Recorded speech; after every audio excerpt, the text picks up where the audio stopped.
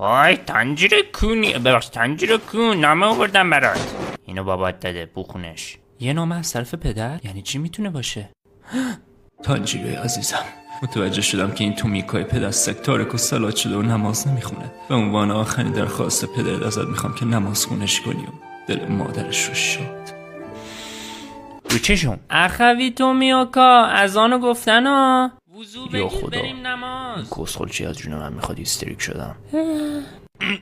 اخوی نماز ستون دین است، تارک الصلات جاش تو جهنم است. تو خودت قاری قرآن بودی، شیطان لعنت کن و وضو بگیر بریم. چقدر زر میزن. نه اخوی من نمیام، ولم کن. به عنوان آخرین درخواست پدرت. رو چشم اخوی تومیوکا نماز ده.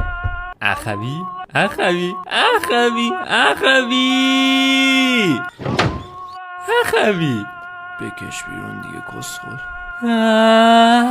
این ویدیو ادامه داره. پارت 3 مسلمون کردن تومیوکا توی پیج هست. حتما ویدیو رو هم لایک کنید.